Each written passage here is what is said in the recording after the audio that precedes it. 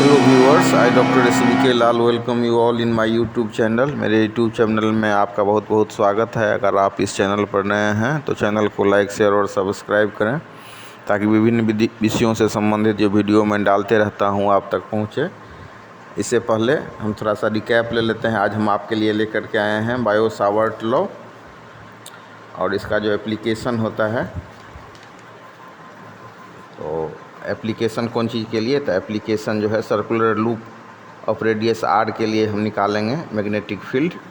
तो आज हम मैग्नेटिक फील्ड निकालेंगे, मतलब सर्कुलर लूप के लिए जिसका कि रेडियस आर हो।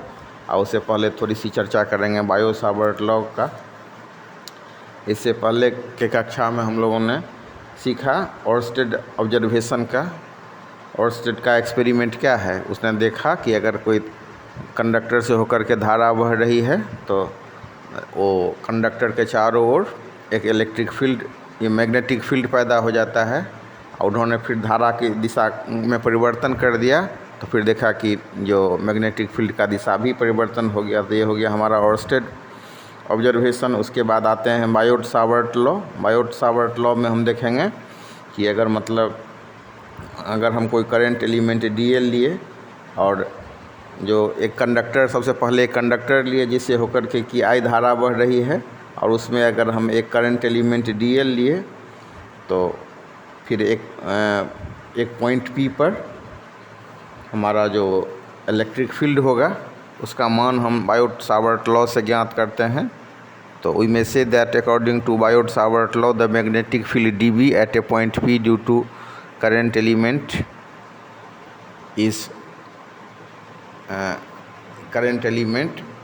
तो DB प्रोपोर्शनल हो जाएगा I का, DB is proportional to DL, DB is proportional to sine theta और DB is proportional to 1/r²। तो मतलब ये चार गो फैक्टर हो गया कि पहला फैक्टर हो गया DB is proportional to I, DB is proportional to DL, DB is proportional to sine theta, और चौथा फैक्टर हो गया DB is proportional to 1/r²। सबको मिला देंगे तो हो जाएगा DB is proportional to I DL sine theta upon r²।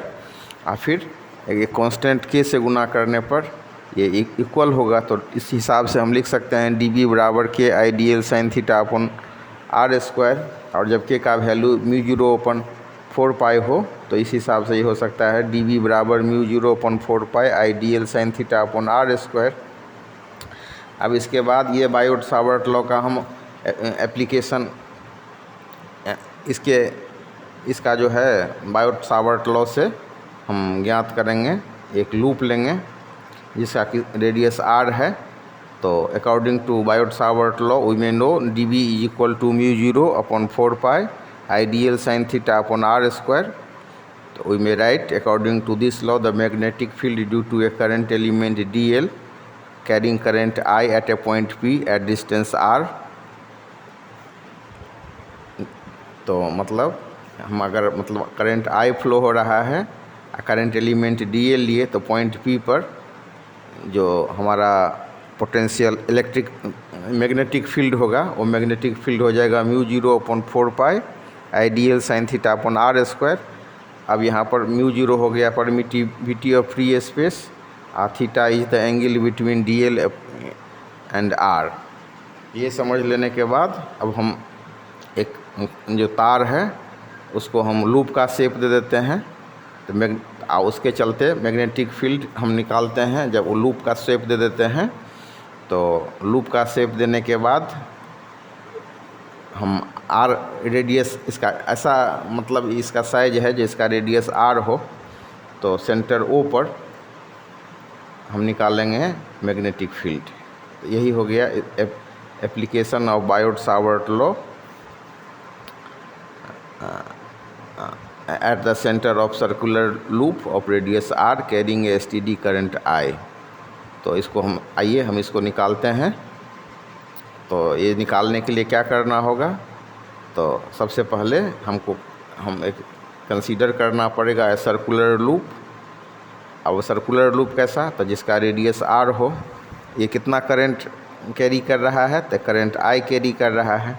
अब ये जो हम सर्कुलर लूप लिए जिसका कि रेडियस r है, तो उसी में एक एलिमेंट हम लिए DL। आप देख सकते हैं चित्र में कि ये जो current element DL of the loop, तो the direction of DL is along the tangent, so DL is perpendicular to R. From Biot-Savart law, magnetic field at the center O due to this current element is dB is equal to mu0 upon 4 pi into DL sin 90 degree upon R square is equal to mu0 I upon 4 pi into DL upon R square. तो यहाँ पर sign 90 degree क्यों लिए? Sign 90 degree इसलिए लिए क्योंकि DL जो है R पर परपेंडिकुलर है, तो इस हिसाब से साइन जो थीटा का मान 90 डिग्री हो गया। तो इक्वेशन हो जाएगा हमारा dB बराबर mu0 IDL sine 90 degree upon 4 pi into R square. आज जब साइन 90 डिग्री का वैल्यू होता है चूँकि 1, तो ये बराबर हो जाएगा mu0 I upon 4 pi into DL upon R square. अब हमें निकालते हैं magnetic field due to all such current element will point into the plane of paper at centre O as shown by encircled cross. तो देख रहे हैं centre O पर जो हमारा क्रॉस है सर्किल, इन सर्किल जो है सो हमारा क्रॉस है। इसी के लिए यहीं पर पॉइंट O पर हमको क्या निकाल रहे हैं? तब मैग्नेटिक फील्ड निकाल रहे हैं। तो इसको हम लिख सकते हैं hence the total magnetic field at the centre O। अब मैग्नेटिक फील्ड को हम कौन चीज़ से डिनोट करते हैं? मैग्नेटिक फील्ड को हम डिनोट करते हैं dB से। तो ये मैग्नेटिक फील्ड जो का जो स्मॉल अमाउंट हुआ या स्मॉल मतलब एरिया पर हो गया, टोटल जो मैग्नेटिक फील्ड निकाल लेंगे तो क्या करेंगे? dB को हम इंटीग्रेट कर देंगे, तो हम लिख सकते हैं टोटल मतलब मैग्नेटिक फील्ड हो जाएगा हमारा B। तो इस हिसाब से हमारा इक्वेशन बनेगा B is equal to dB, और dB को इंटीग्रेट कर दे रहे हैं तो B इज इक्वल टू